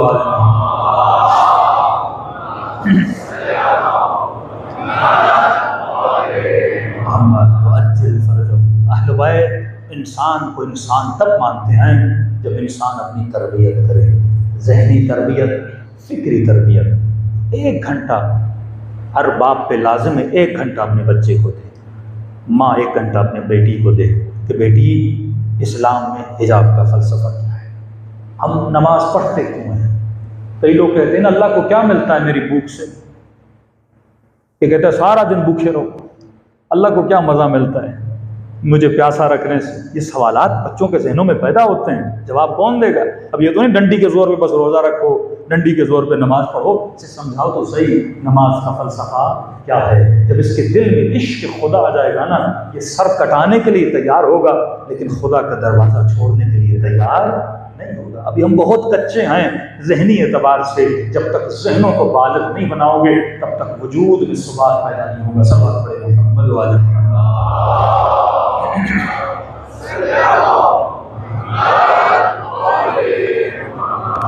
आज हल्का सा इशारा करूंगा, तफसील में निकल जाऊंगा, वक्त बहुत ज़्यादा हो चुका है।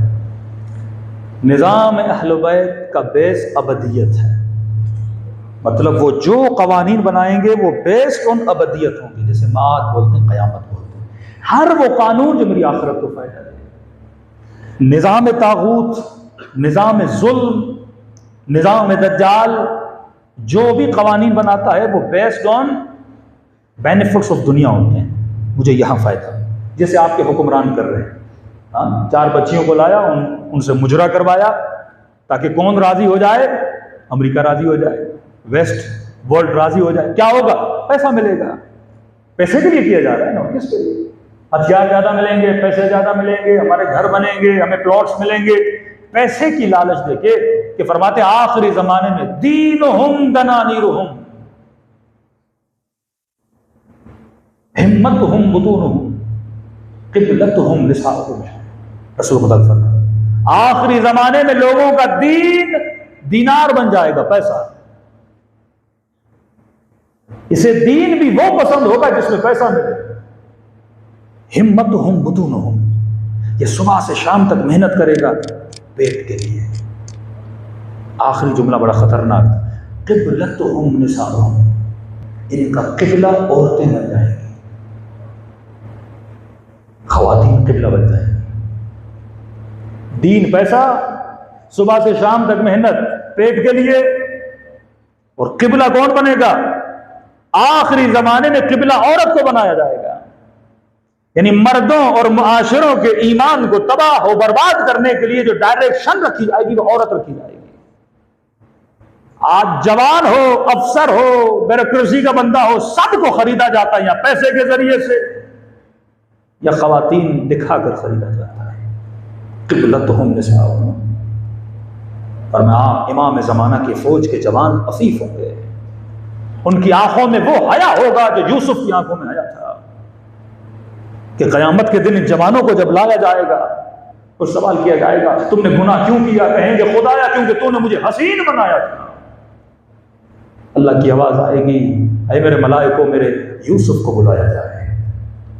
जब हुस्न यूसुफ को देखेंगे शर्म से सर झुक जाएंगे, कि मेरा यूसुफ भी तो हसीन था, इसने गुनाह नहीं किया। कहेंगे खुदा दावतें गुनाह इतनी थी, हम तन्हा थे, हम अकेले थे।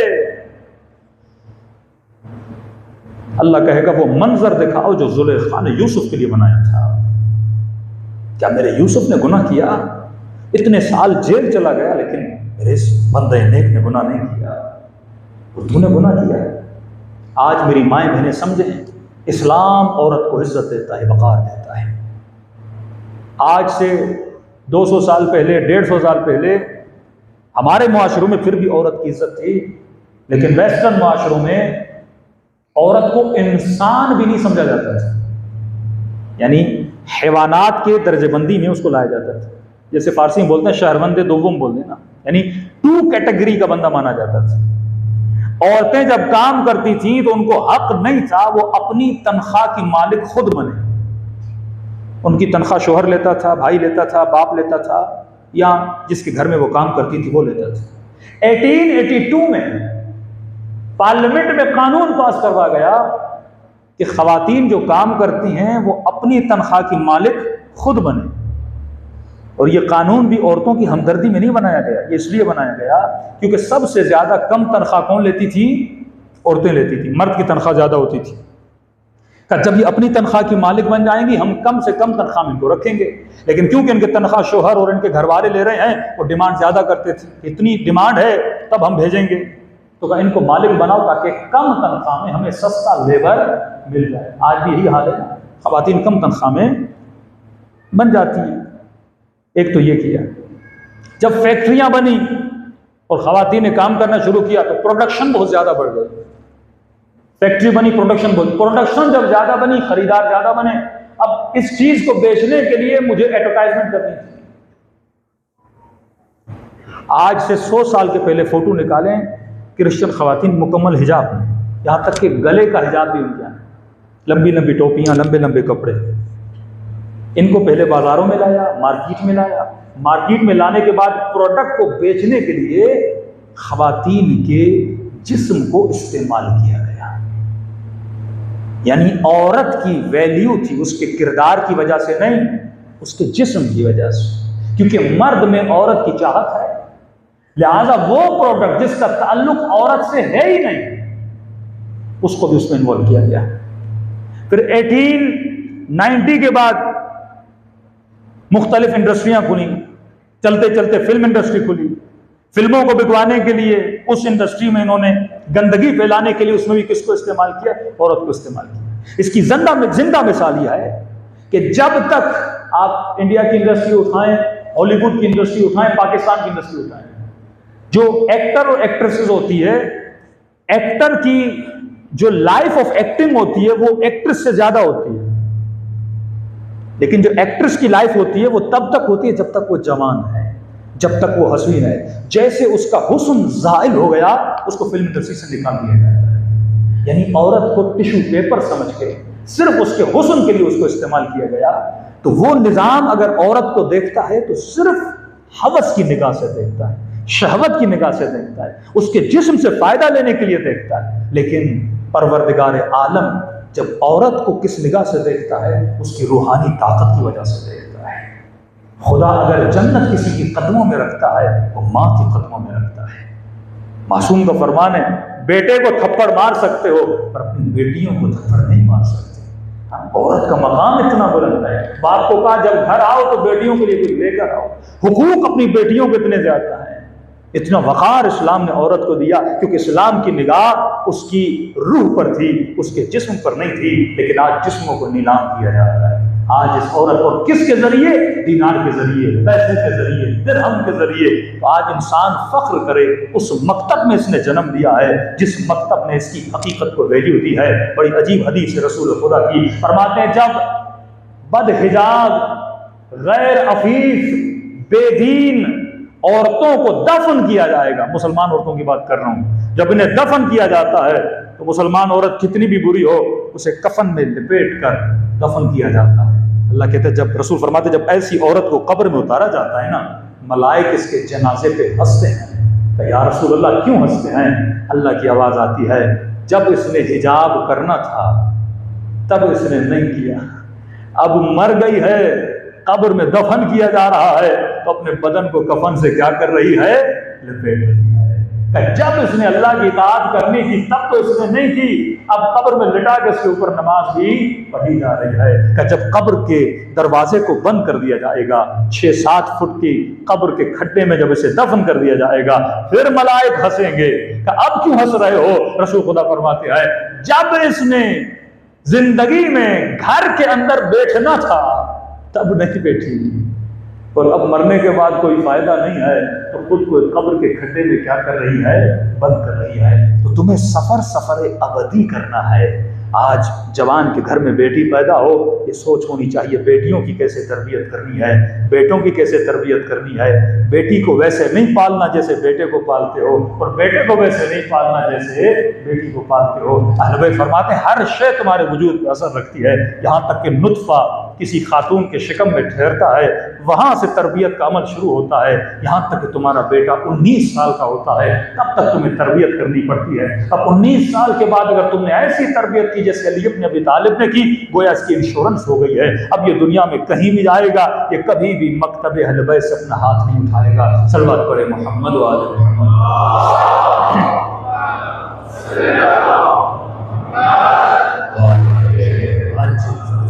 तो खुलासा गुफ्तगू ये कि तरबियत हमारा इंतखाब और हमारा इर्तबात, इस पर दिक्कत करनी चाहिए कि मैं इंतखाब किस चीज़ का, किस मुल्क का इंतखाब कर रहा हूँ, किस बीवी का इंतखाब कर रहा हूँ, किस घर का इंतखाब कर रहा हूँ। इंतखाब ऐसा हो जिसमें मेरी आखिरत बचे। बरज़ख, आलम बरज़ख एक नूरानी आलम है और मोमिन की जन्नत वही है। ये वाक़या आप माशाल्लाह सबको परशन आती है। ईरानी एक प्रोग्राम है ज़िंदगी पसंद ज़िंदगी, ज़रूर देखिए, इससे आपका तसव्वुर बहुत मजबूत होगा आलम बरज़ख का। ये दो भाई थे, 2-3 भाई थे, कहते हम गए मशहद इमाम रज़ा की ज़ियारत, नौरोज़ के दिन थे। ईरान में 14-15 दिन नौरोज़ की छुट्टियाँ होती हैं। कहते हमारी 3 गाड़ियाँ थी, हम सफ़र के लिए गए मशहद। मौला रज़ा की ज़ियारत करने के बाद जब हम वापस आ रहे थे तो जो गाड़ी सबसे आगे थी, कहते अचानक से एक मोड़ आया। कि ट्रैफिक के उसूल हैं कि मोड़ में कभी भी ओवरटेक बंदा ना करे, क्योंकि न उसको नज़र आएगा कि आगे कोई गाड़ी आ रही है, ना आपको नज़र आएगा। कहते उस मोड़ में सामने से एक बस आ रही थी। वो कहता है बस मुझे इतना याद है, बस आई और उसके बाद मुझे कुछ भी याद नहीं, एक्सीडेंट हो गया। ये शख्स कहता है जब एक्सीडेंट हुआ, वो एक्सीडेंट मुझे याद नहीं, बस मैंने बस को देखा, उसके बाद मेरी मेमोरी मिट गई। अब मैंने क्या मंजर देखा कि मैं 6-7 फुट एक बुलंदी पे खड़ा हूं और नीचे मेरी सफ़ेद गाड़ी है, वो पूरी लेहो लवर्दा हो चुकी है, और मेरा जिस्म गाड़ी के जो फ्रंट है जहां पे ड्राइविंग करते हैं वहां है, और दूसरी साइड पे मेरा भाई है जिसको उन्होंने गाड़ी से निकाला है, लेकिन मुझे निकाल नहीं पा रहा है क्योंकि वो सारी गाड़ी आधी मेरे ऊपर आगे आ चुकी है। कहता मुझे समझ नहीं आ रहा था कि ये मैं क्या देख रहा हूं। उतने में देख रहा हूं कि मेरी बूढ़ी माँ रोड पे बैठी है, हमारी भाभियां उसके अतराफ में हैं, बुलंद बुलंद आवाज से रो रही है, चीख रही है। लोग कह रहे हैं कि ये बंदा मर चुका है, और चीख चीख के इमाम रज़ा को पुकार रही है, मौला रज़ा मैं तो तेरी ज़ियारत के लिए आया, मुझे अगर बेटा चाहिए तो तुझसे चाहिए। कि मुझसे माँ का रोना देखा नहीं जा रहा था। फिर मैं माँ के करीब जा रहा था, बात कर रहा था, लेकिन कोई मुझे देख नहीं रहा था। इतने में थोड़ी देर के बाद मेरे कानों में मेरे वालिद की आवाज आई, जो मेरे बाबा 7-8 साल पहले गुजर चुके थे और इमाम हुसैन के जाकिर भी थे। अब कहता मैं छोटा था जब मेरे वालिद का इंतकाल हुआ, लेकिन बाप की आवाज तो इंसान के जहन में याद होती है। और इतने सालों के बाद जब वही आवाज मैंने बाबा की सुनी तो मैं खुश हुआ। दोबारा उसने मुझे आवाज दी, जब मैं मुतवज्जा हुआ तो मैंने अपने बाप को आते हुए देखा। आगे बढ़ा, मैं अपने बाबा के गले लगा। अभी तक मुझे समझ नहीं आ रही थी कि माजरा क्या है। नीचे गाड़ी देख रहा हूं, वालदा को रोता हुआ देख रहा हूं, दूसरा भाई था वो इमाम हुसैन को बुला रहा था, देख रहा हूं कि कोशिश कर रहे हैं कि मेरी बॉडी को गाड़ी से निकाला जाए, दूसरे भाई को निकाल चुके हैं, लोगों का जमे गफीर जमा है। और मेरे बाबा ने कहा घबराए हुए क्यों, खुश नहीं हो कि बाप से मिल रहे हो? मैंने कहा बाबा खुश तो हूं, ये माजरा क्या है? तो मेरे बाबा ने कहा अब भी समझ नहीं आ रही है? मैंने कहा नहीं। कहा तू मर चुका है, जो तू देख रहा है वो तेरा बदन है, और मैं जब यहां मौजूद हूं मैं तुझे लेने आया हूं। तो मैंने कहा कि बाबा मैं मरना नहीं चाहता, कहा क्यों, बाप के साथ रहना पसंद नहीं करोगे? कहा वो तो सही है, लेकिन मुझसे मेरी माँ का रोना नहीं देखा। मैं बार बार कहता बाबा मैं मर गया तो अम्मा का क्या होगा, क्योंकि इतनी तकलीफ में मेरी माँ रो रही थी तो मेरे वजूद से बर्दाश्त नहीं हो रहा था। कहते मेरे बाप ने सर झुकाया, कहा सब्र करो देखते हैं क्या होता है। कहता इतने में आवाज आई कि मौला आ गए। कानों से आवाज सुनी तो मैंने देखा एक नूरानी वजूद मेरे सामने से आ रहा था। दौड़े दौड़े मेरे बाप आगे बढ़े, कदम बोसी की और मुझे कहा कि ये हमारे आका इमाम रज़ा है। सल्लल्लाहु अलैहि वसल्लम।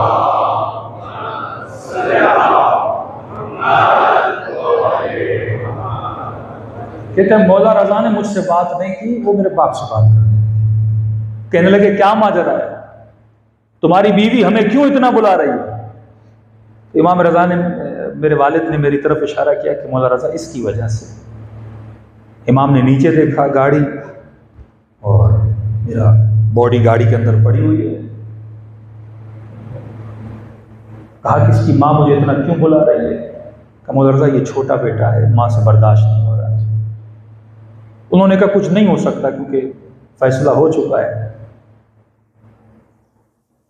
इतने में जो मेरा दूसरा भाई था वो रो रो के इमाम हुसैन को बुला रहा था। ये जो आप बुलाते हैं ना, ये नहीं कहते सुनते नहीं है। कहता इतने में फिर आवाज आई कि मौला आ गए। कहते इमाम रज़ा के आने में एक अलग खुशी थी। जब दूसरी आवाज बुलंद हुई कि आका आ गए, मौला आ गए, अब इस वजूद के आने में एक और खुशी थी। मैंने देखा एक और नूरानी वजूद आ रहा है और मैंने महसूस किया कि ये मेरा इमाम है ज़माना है।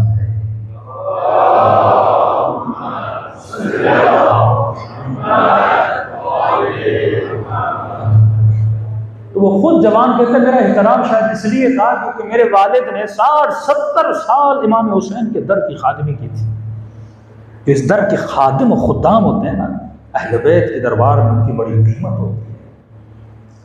कहता इमाम ज़माना इमाम रज़ा आपस में बातें करने लगे, लेकिन गोया महसूस ही हो रहा था कोई फैसला नहीं हो रहा था किस जवान के साथ क्या किया जाए।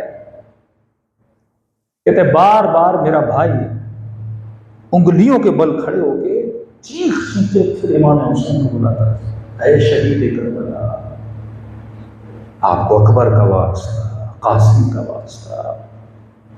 कहते बड़े दर्दनाक वास्ते दे रहा था कि मौला इमाम हुसैन अगर मुझे मेरा भाई चाहिए तो आपसे चाहिए। और इसकी माँ कहती है जब मैं पुकार रही थी इमाम रज़ा को, इमाम ज़माना को पुकार रही थी। कहते इतने में मैं खड़ा था, अचानक से एक गम की फजा छा गई, एक हैबत तारी हो गई, एक ऐसी फजा जिसे मैं बयान नहीं कर सकता। बस एक ऐसा मौसम और एक ऐसी फजा छा गई जिससे बंदे का दिल फटने लगे, कलेजा जिगर फटने लगे।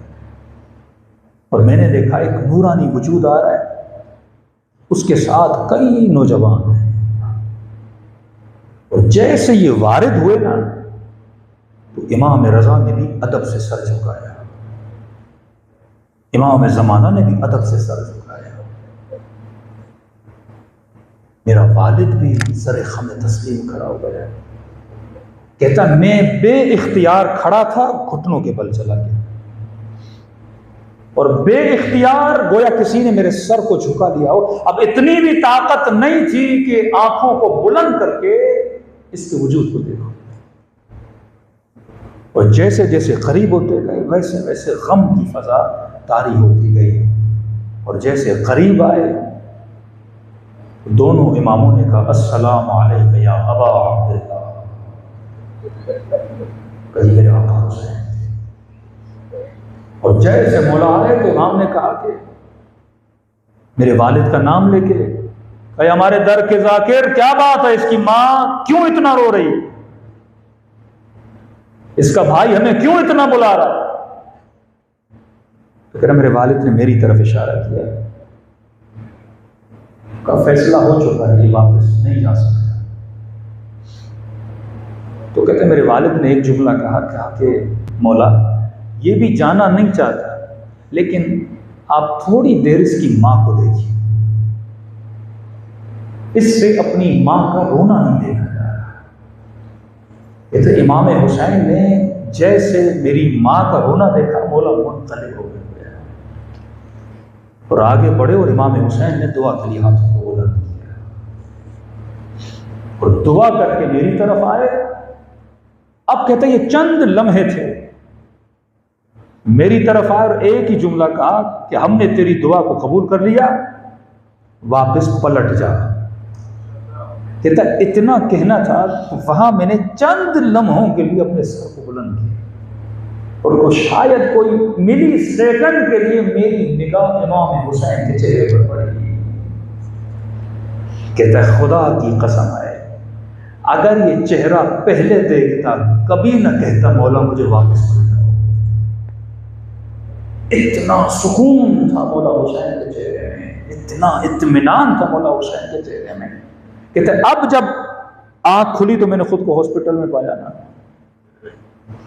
तो कहते अब लम्हा लम्हा दुआ करता हूं खुदा कब मौत देगा ताकि मैं हुसैन के चेहरे का दीदार।